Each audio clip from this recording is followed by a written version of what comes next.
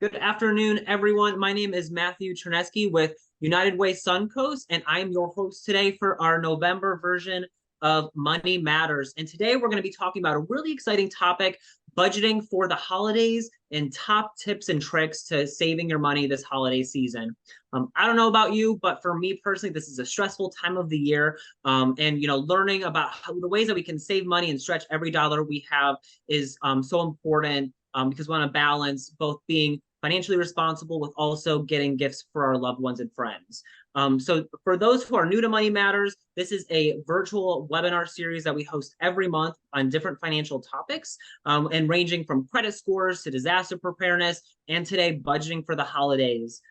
This is a joint collaborative webinar between United Way Suncoast and the University of South Florida Gus A. Stavros Center. While my partner is not able to join us today, we're going to have a really great conversation, and we're joined by a fantastic panel consisting of our very own financial coaches, and they're going to be able to share their expertise and their knowledge with us today to learn about some really important budgeting tips and tricks. So today on our panel, we're going to be joined by Jill Perlin, a financial literacy educator, Bobby Clark, a financial coach, and Dr. Lisa Freeman, a consumer loan portfolio manager. And now I'm going to give each of our panelists an opportunity to talk a little bit more about themselves and why they want to join us today to talk about budgeting for the holidays. I'd be happy to start, Matthew. Thanks for having me.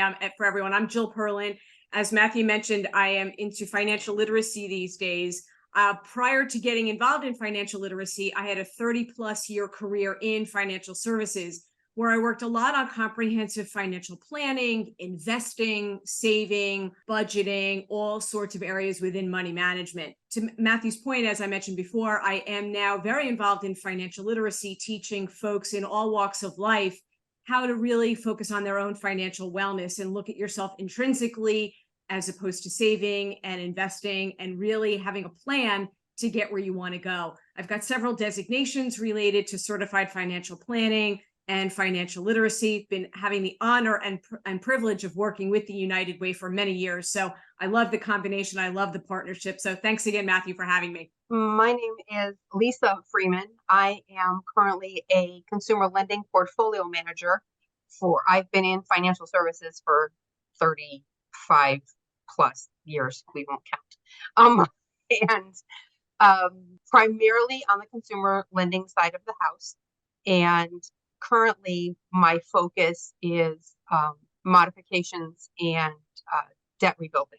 So I help people modify their existing loans, try and get payments they can handle, get their budgets all set, credit score repair, those types of things. So they can maintain and get out of debt as quickly as possible with a reasonable, workable budget.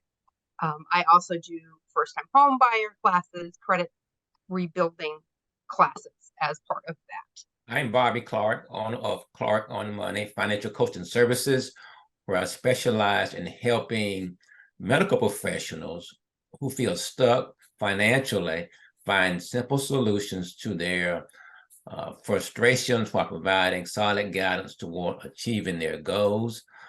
My services are offered virtually. I have been in business since for about 7 years now. Before my financial career started, I was in the chemical industry for about 35 plus years, but I always had a passion for personal finance, and I decided to follow this passion when I retired from my first career. I earned a certification from the College of Financial Planning, a certified financial educator. I'm a member of Coach Connections, which is an international group of financial coaches that provide financial and educational support for coaches. I'm also a member of the Association for Financial Counseling and Planning Education program, which is also known as this AFCPE. During my coaching experience, I volunteered before COVID with the VITA program for about 3 years. This is the Volunteer Income Tax Assistant Program. I'm located in Savannah, Georgia, and I am a graduate of Florida State University. Awesome. Thank you three for joining us today. I'm really excited about all of the awesome knowledge that you're all going to share because I know for me personally, like I mentioned, this is something that is a really hot topic this part of the year, and I'm sure that's something that's shared by our attendees as well. If you are new to our Money Matters series or you're a returning guest, what's really exciting about these is although we do have some questions planned in advance with our panel, we also want to open the door to you to share any questions that you might have as well. And so it's really neat about the Zoom webinar platform that we're using today is there should be a Q&A button on here. And once you click on that, you actually can ask a question to our panel. So throughout the webinar today, if you have any questions that come to your mind that you'd like the panelists to elaborate more on or discuss if they haven't done so already, please put that in the chat. And when we have please put that in the Q&A. And then when we have a chance, we will ask it to them. And then as well, once you leave the webinar today, you'll be prompted to complete a survey. And this just helps us better understand how we can make our Money Matters series a more engaging and positive experience for you. It's only a couple of different questions. It's all anonymous, and we'd appreciate it if when you leave today that you are able to take that survey for us. And so we're going to really jump into it. And for those who just joined, we're going to be talking today about budgeting for the holidays. And what a better question to start this topic than if our panel can share some practical strategies that our attendees can use for setting clear and manageable budget during the holiday season. Sure, I'm happy to kick it off, Matthew. I'm going to start off with a little bit of a list, and I would certainly invite my other panelists to join because the list is kind of endless on this one. Point number one, start planning as early as possible. We've all seen the ads come across our TVs and social media and devices, so it's never too early to actually start planning. Point number two, I would make, write everything down. I don't know if you're like me. If I don't write it down, I don't remember it. And from an adult learning perspective and an adult theory perspective, they say if you write things down, you're more apt to stay committed to doing it. So write everything down. And what I mean here is make a list of people that you actually want to give gifts to and spend money on, but also include other expenses that you have this time at the holidays, like travel and entertainment, decorations, food, all kinds of other things. And don't forget your normal recurring monthly expenses. So make sure you have a comprehensive list of everything that you might want to allocate money to in the holidays. Point number three that I would make, set a limit. We know money is finite. So we know we've got our monthly expenses that I mentioned before that you cannot forget. Have a set amount that you want to spend on holiday shopping and holiday expenses. Take inventory. I thought this was really interesting because we all have stuff in our homes, in your attic. Not here in Florida, we don't have basements here in Florida, but we all have stuff around the house, maybe other decorations or things that you haven't seen in a long time that you might want to go out and buy, but you don't have to. We can save money there. And the fifth and final point that I would make, track your spending. Again, hold yourself accountable to that list, that budget, those people, all of those things. When you write it down, you're absolutely more apt to remember it. A couple of things I would add is particularly if you're in a large family, drawing names. You do not have to buy gifts for every single adult and child in the family. When we get together, there's like 35 of us, and we have the children draw names for each other and the adults draw names for each other, so you're not buying so many gifts. Also, if you are one of those people that buys things throughout the year thinking this is going to make a great Christmas present and you have hidden it someplace where you thought you were going to remember, start searching your closet because that's probably where it is. Personally, I found two that I thought they were going to be birthday presents and now they're Christmas because I forgot them for their birthdays. So yeah, those kinds of things. Yeah, you forget about them. Yeah, I want to chime in just a little bit on that because everything that was said was very, very on point, timely, and very effective. Creating a budget specifically just for holiday spending. You may have an account that you can set aside separate from your everyday normal budgeting account and use that account just for your holiday expenses. And that way, you can really keep track of what's coming in there, what's going out, and what you're using it for. Awesome. And I think those are some really great strategies.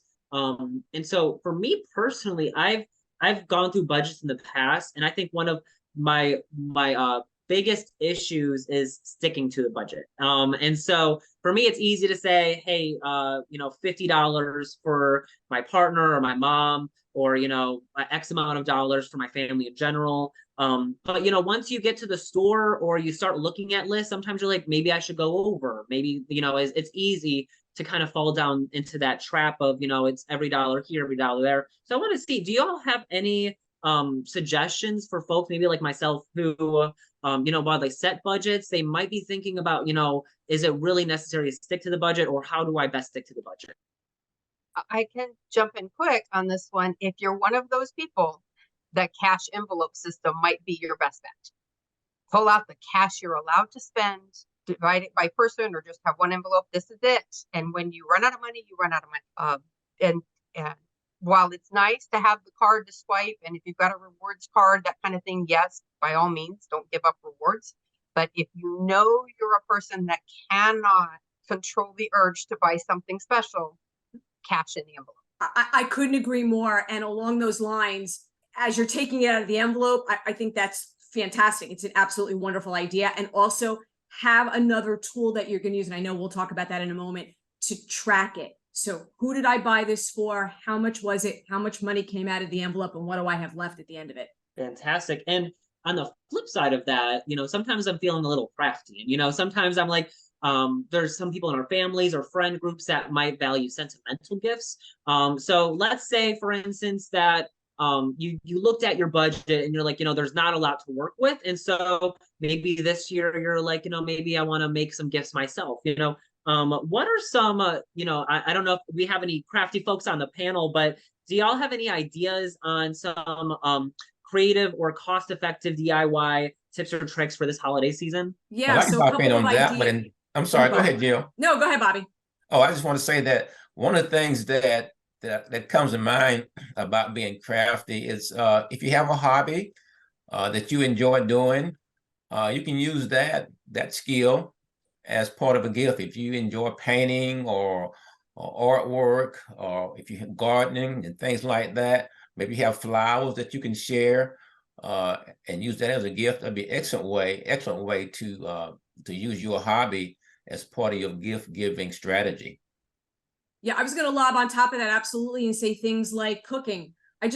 On a kind of an ancillary note, I had a friend come over yesterday and bake something that she loves to bake for me, for something a little bit unrelated as a thank you, but it was her specialty dessert that she made for me and my husband for helping her out with something. So people appreciate that home cooked meal, or that special kind of dessert, or something that somebody likes that you make.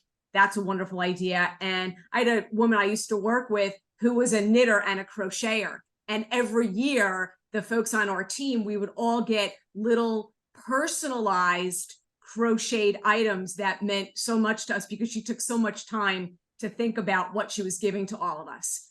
Two more unrelated things I would also mention, and they're not crafty per se, but another thing I used to do with some folks I used to work with is do a group volunteering event, where instead of quote unquote giving something to each other, get together as a group and do something for somebody else. And or give the gift of your time. If you're from a big family, or you want to give a gift to a neighbor or a friend that could use babysitting services or something like that. My neighbors next door have 2 little dogs, and they may go away for the holidays. So instead of exchanging gifts, we might say, hey, we'll watch the dogs for a night while you folks do what you want to do. So giving the gift of time is another wonderful way to think about the holiday season. That's also easier for helping your children decide what to give. My children, often when they were small, did the coupon book. We took little index cards and drew pictures, and it's good for a car wash, or it's good for weeding the garden, or so it gives the children a sense of, I'm going to do this with somebody, and it's something that they can do no matter what their skill level. You can teach them how to, this is a weed, here's how you pull it. But and even for grandparents to their children, here's a coupon for, story reading time or taking a walk together. Those kinds of things are simple to do, very cost effective, and can teach some life lessons on the process. One of the most unique gifts that we receive every year, we have two friends who faithfully always send us a handwritten letter. It's a heartfelt letter expressing their feelings and recapping the memories of that year. And we just enjoy reading that letter, and it's a great way to keep up with them. They don't live in the same city that we do, but it includes what their kids are doing, things like that. And it's just really, we really enjoy reading those letters when we see them every year. These are some fantastic. My heartstrings are being pulled right now, and I love all these ideas I'm getting. I know for a fact that I'm terrible at baking, so no one wants my cookies, and my handwriting is chicken scratch and illegible. I do like the idea of volunteering your time, and I think a common strand here is sentimental. Gifts that are thoughtful and meaningful for folks, and so for our less crafty people that are watching either live or going to be watching the recording, what's a way that we can strike a balance between thoughtful gift giving and also making sure that we stay on budget? Because for me, I know, for the people that I really love, I'm willing to, maybe go above and beyond my budget to give them something that's a little bit more thoughtful, that might be a bit more expensive. So do y'all have any ideas or even something that we've already talked about on, how to balance thoughtful gift giving whilst also staying within your budget? I think, Matthew, it's all around setting expectations, and it is certainly appropriate, to Lisa's point, if you have a very large family, if you can narrow that audience down, that is a phenomenal idea. But for everyone else that you want to give some kind of gift to, have a conversation. Talk about what's in your budget and what might not be in your budget. And again, as we're talking here, it's all about it's not the gift itself, it's the thoughtfulness. And so no one should feel bad about doing a DIY or a more quote unquote thoughtful gift, but it's all about having that conversation ahead of time so that no one's feelings are hurt and everyone knows what everyone's thinking. We had a situation in our family. We have a fairly large family on my wife's side, and it was usually trying to give gifts every year and make sure no one's left out. But one of the family members decided to say, "Hey, let's have a talk about this.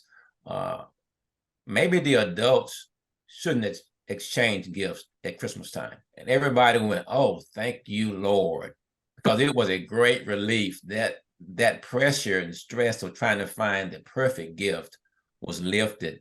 And it was one of the better ways that we go forward now, and with Christmas. And also it lowers the expectation of receiving a gift or having to go out and do that. So having that talk, I agree, is really, really can be really, really effective. And one other item, if there's a person in the family that their heart is set on something and they only want one thing and it's big, there is nothing wrong with the whole family donates, or everybody donates what they can towards that item. And they only get the one gift, but it's what they really, really wanted. It's out of one person's budget, but it might be within three people's budgets. And again, those types of things. And usually with bigger families, we end up with that kind of thing. We always do it for birthdays. Everybody goes in together to buy a birthday present. You can do the same thing for Christmas. Perfect. Thank you all for that. And I think it's some really good knowledge right there. As we're looking at, we have our budget. Let's say we go into holiday season, we know what we're going to be spending, how much we're going to be spending. Unfortunately, there are pitfalls out there for folks that are, trying to find some gifts out there at the stores that they might fall victim to. I'm looking at, things like, strategies or tools that people can get caught up in. For instance, I'm thinking of those multiple where you purchase something that's expensive that might be out of your budget, but they kind of break that down over time into multiple payments. Can you talk more about pitfalls that people should avoid when they're trying to save money this holiday season and making sure that they stay on budget? My general rule is don't go into debt for gift giving. If you have to borrow the money to buy it, it's out of your budget.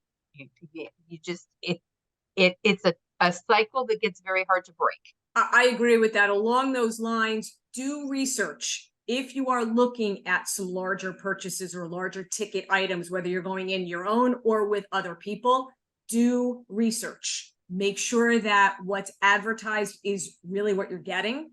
And if retailers do offer, Matthew, I think what you were getting at is a layaway plan or something like that. To Lisa's point, don't spend more on that item by doing that than you would had you bought it all at once. If you can't afford it, don't buy it. And if using a certain strategy is going to make you pay more for that item, I wouldn't do it. I would add to the mix impulse buying.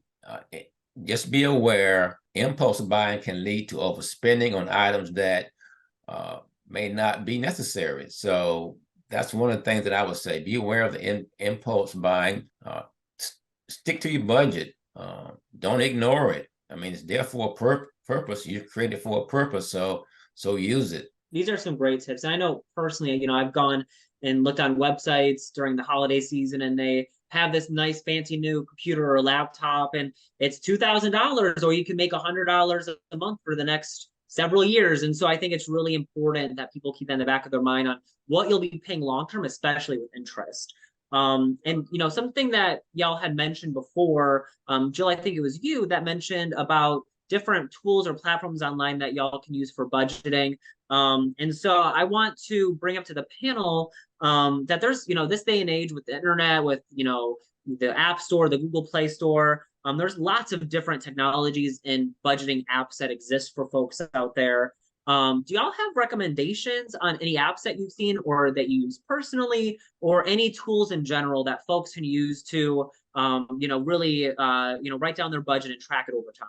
My favorites these days are Mint, Fudget, F as in Frank, UDGET, and there's actually one called Santa's Bag that is specific to holiday shopping. If you are someone who is following the AI and Chat GPT world, there's actually another app called Wally that uses some AI to help you do what you need to do. Those are my favorites. And just keep in mind, if technology-based budgeting is not something that's going to work for you, there is nothing wrong with paper and pencil or a plain old boring Excel spreadsheet. Yeah, I would agree with that, Lisa, that, you know, if you're not a visual learner, you don't like technology, then, you know, the spreadsheet or pencil and paper is just an ideal thing to use.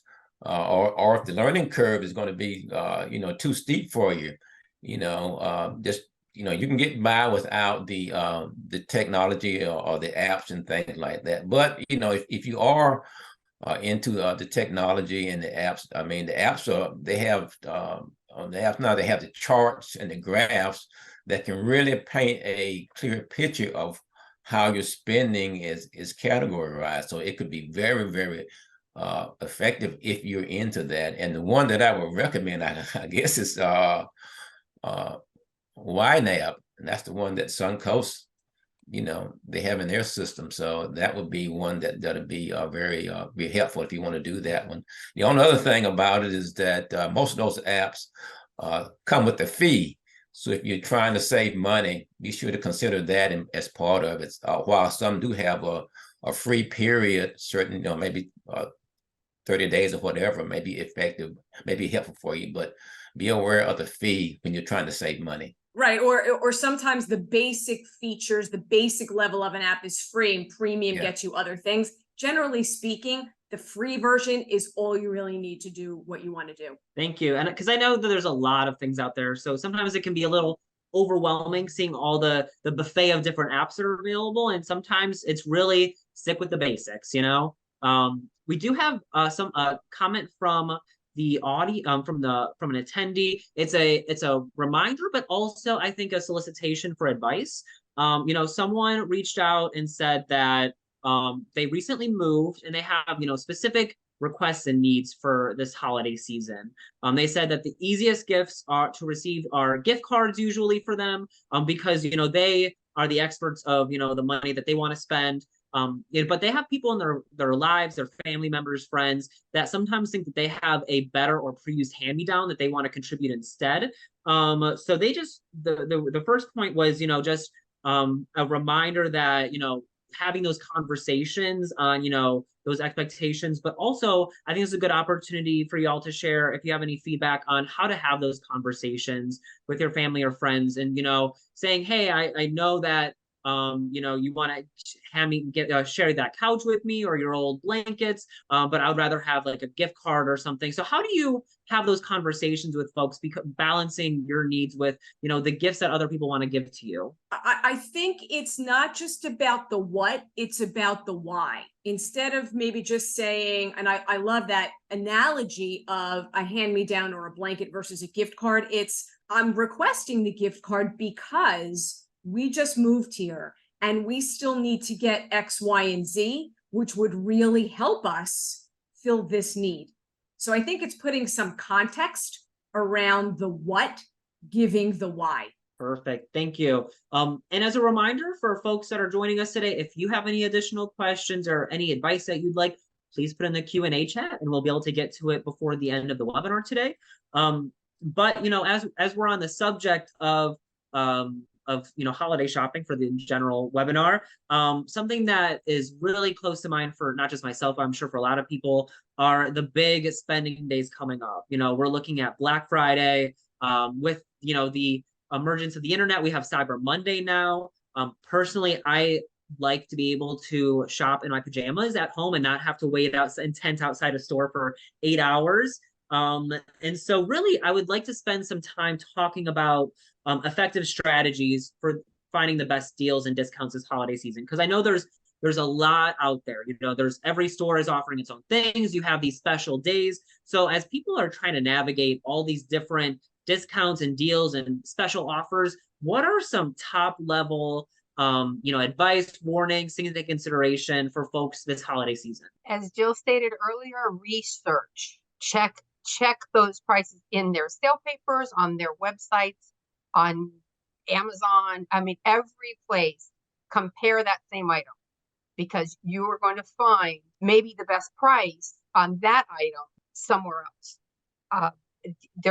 And also verify return policies, exchange policies. What happens if you buy an expensive item for someone and they already have it, or they got 2 of them? It's important, particularly on sale items. A lot of times the return policy isn't great, and so you need to watch those things. And lastly, if you're purchasing online, check the seller. If they have really good reviews and 5 stars, you might want to consider that, as opposed to someone that has poor customer service response.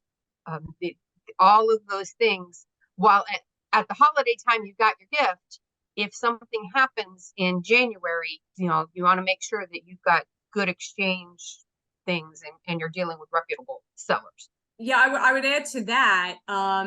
There are things like web extensions, things like CNET, Klarna, Honey, Price Scout, Rakuten, that, to the points that we're all making about shopping online, they can help you. Sometimes Capital One will just pop up in your browser window, and they can help you very quickly, I might add, find additional discounts that you might not know about. That would be my first point.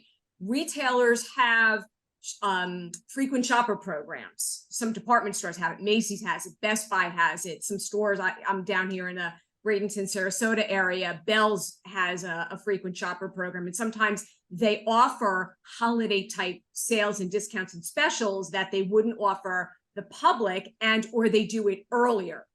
So to Lisa's point, do that research ahead of time, but use all of the tools available to you as well, because they are many. Yes, and I will add, sign up for email alerts. A lot of times, that's the first notification that's going out for a sale.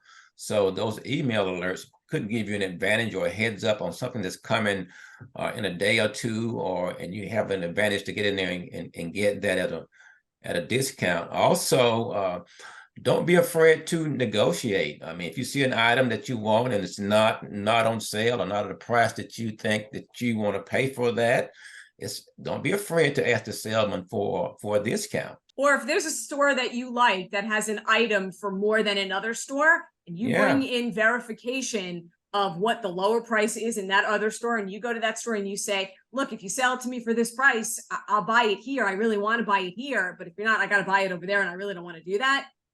Negotiation is a great tip, Bobby. It's awesome advice. These are perfect. And along those same lines of, you know, keeping an eye out for yourself this holiday season.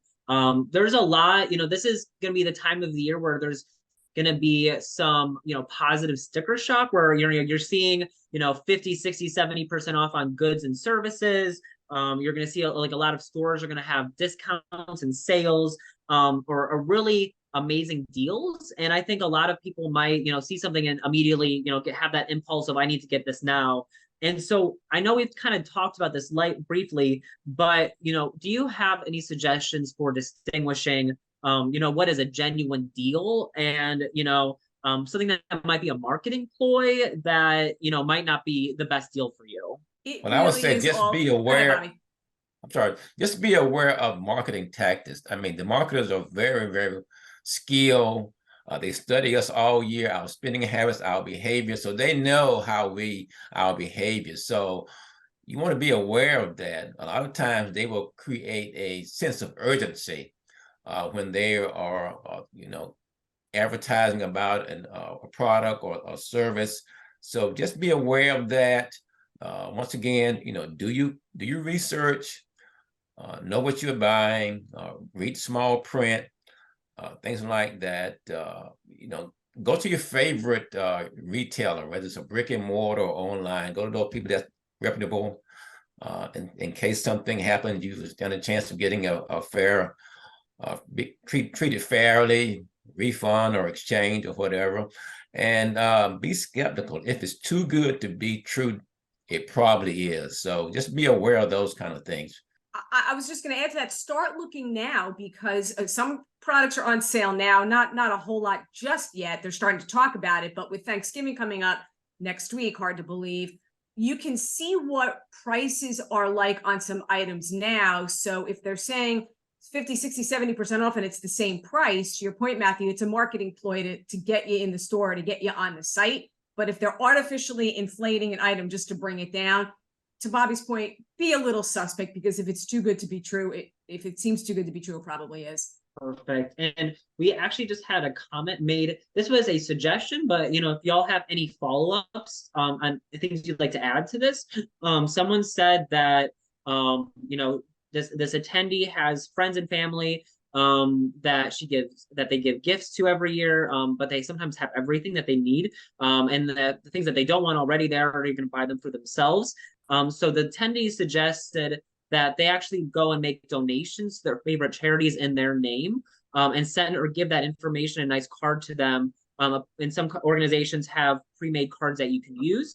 And so that way that the attendee is able to give an amount that is comfortable to them in their budget, but the gift recipient doesn't know how much was spent.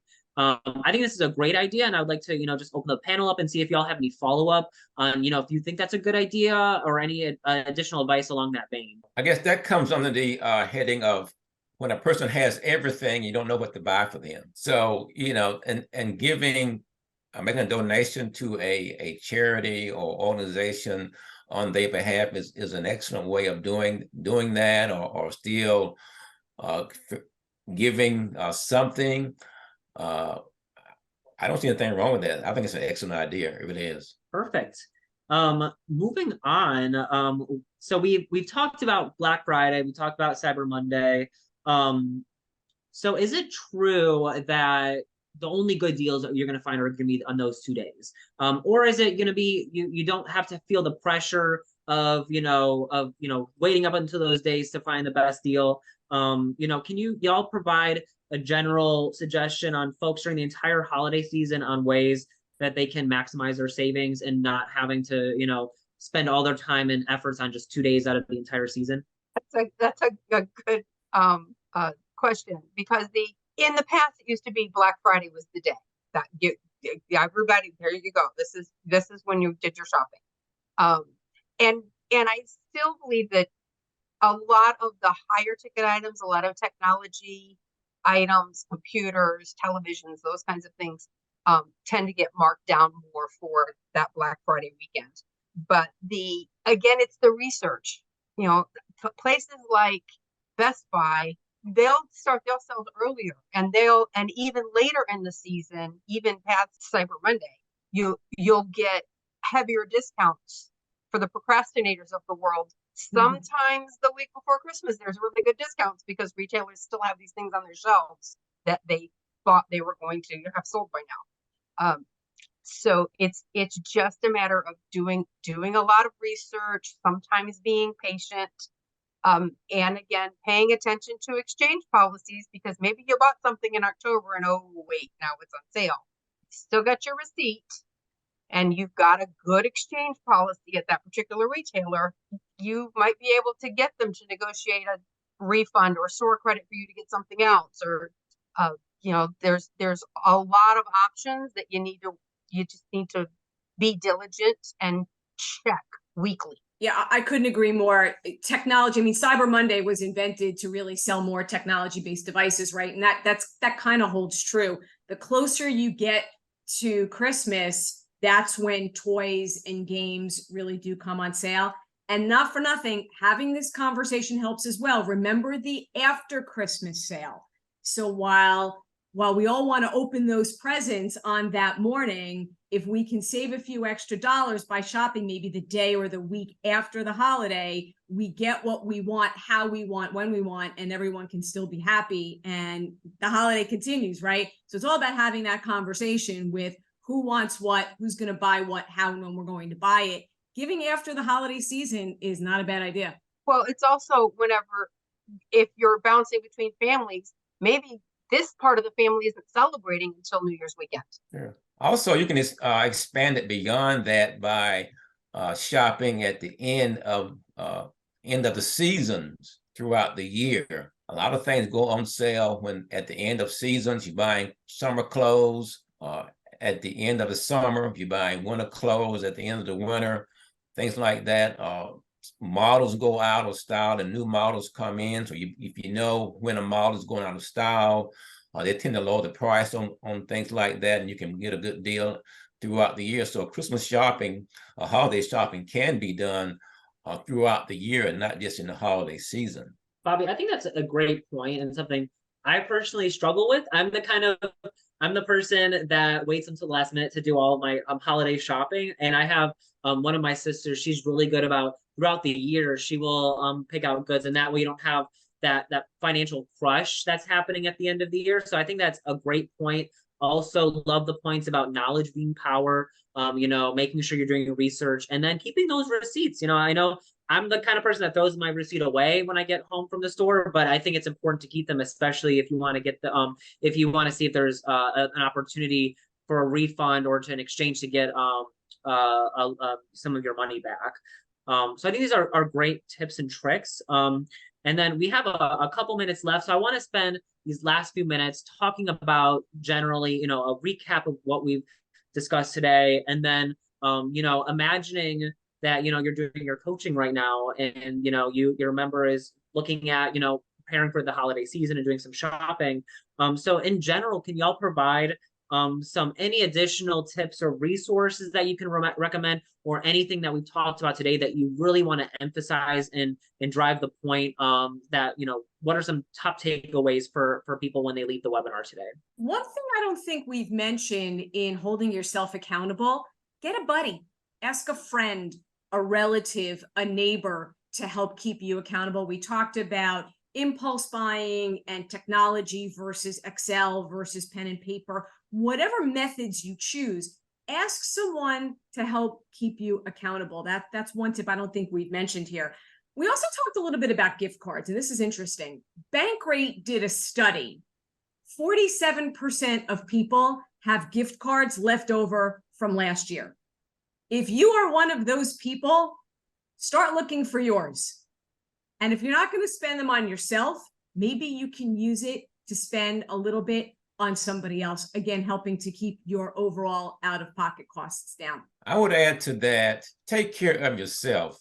The holiday season is a stressful time of the year for most people, and you can just burn out or just get frustrated or just get tired. So take care of yourself. I was in my dentist's office last year, and he told me during this time of the year, he said, this is the busiest time of the year for me. And I said, well, why is that? He said, because people are stressed. When they're stressed, they clench their teeth, they grind their teeth. As a result, they have chipped a tooth, or they may break something, and I'm very busy. So just be aware of how you manage your stress and take care of yourself. Get plenty of rest, and eat properly. I know the food is good, but just be careful about how much you eat and when you eat. And take care of yourself. Other thing that I would say is be aware of the fraud, the scam, and the identity theft that goes around this time of the year. You're getting all kind of phone calls from charities to donate money. Be careful with that kind of thing when they're asking for personal information. Matthew, keep your receipts. Always keep your receipts, and keep an eye on all the transactions on your debit card, your credit card, and your bank accounts. Well, to that point, that's a great point, Bobby. To that point, you get one free credit report annually from all 3 major credit bureaus. If you haven't done it this year yet, do it now. Let's see what's on your credit report now, so that when you can compare notes afterwards, you can be aware of what might not be legitimate, or something that you closed that is still showing open, or something that's not even yours. That's a great point. Right. And I would also add, make sure that you are keeping track of your regular monthly budget outside of holiday shopping. You need to take care of that one first. Your mortgage still has to be paid. Your utilities still need to be paid. You still have to buy groceries. All of that comes before holiday shopping, and we get tied up in the holiday shopping. And I will tell you that this is the time of the year that delinquencies start going up, not necessarily because they can't afford to make their payments. They forgot because they're busy with holiday shopping and holiday things. So just keep track of just your regular daily, monthly, weekly routines. Because if you've already established a good routine and a good budget, now is not the time to be forgetting about it and hoping it takes care of itself. You still need to keep up with that, because then going into January, you don't want to be, in addition to I overspent on Christmas, I'm behind on things because I just neglected it for the month. Yeah, there's a reason why your credit card statements now have, if you pay this balance off and you just pay the minimum amount, it's going to take you this long to pay this off, plus late fees. And so we don't want to get into that trap at all. So Lisa's point from earlier about not going into debt, let alone forgetting your other monthly expenses, that's a big enough problem, but not going into debt, using the technology, using the tools that we have to help us budget and keep ourselves accountable and keep ourselves de-stressed. It's a whole process, right, from beginning to end, and you really can't ignore any part of it. Fantastic. I think that these are some really important points for the folks who are listening, and either live or on the recording. Make sure that you don't let the stress of the holiday season distract you from your ongoing financial, wellness checks, and make sure that you're paying all your bills, and keeping aware of your credit score and your credit report.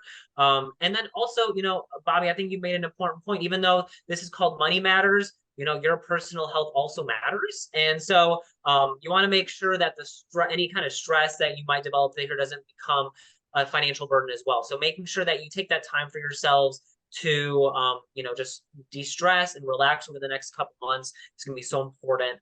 We're coming to the end of the Money Matters now, and so I just want to see if any of our panelists have any final words of wisdom they'd like to share, or anything for folks to take away before we head out for the day. I would say enjoy your family, enjoy your time. Even if we're just all going to get together and bake cookies, enjoy the time. And try and limit the stress as much as possible. Enjoying the time with your family and your friends is the most important part. Enjoy what's important to you. And to Bobby's point, I can't stress it enough, take care of yourself and those around you. Yeah, I think you guys have said it all. So that's great. Just take care of yourself and have a great time. Wonderful. Well, I just want to thank our amazing panelists, Jill, Bobby, and Lisa, for joining us today. This is a really important topic, especially as we get closer to Black Friday, Cyber Monday, and all the incredible deals that can be offered throughout the holiday season, before and after. So thank you three for joining us today. I hope that our audience found a lot of value in this conversation. For those who are with us, if you when you head out today, you'll be prompted to complete a survey. Please do so. This is a brief anonymous survey to make sure that we're able to provide the best Money Matters experience possible for you. And for those who found information and enjoyment with our Money Matters today, we are actually going to be hosting our last Money Matters of the year on December 11th, Monday, December 11th at 12 o'clock p.m. And this is something we talked about today about data security. In the world of the internet, you know, it's really easy to share information online, especially credit card information, social security number, all that kind of stuff. So we'll be talking about protecting your information online, your personal and financial information, and being able to avoid scams. So once again, thank you to our amazing panel for joining us today. Thank you for our attendees. And I hope that you all have an incredible rest of your day. Thank you.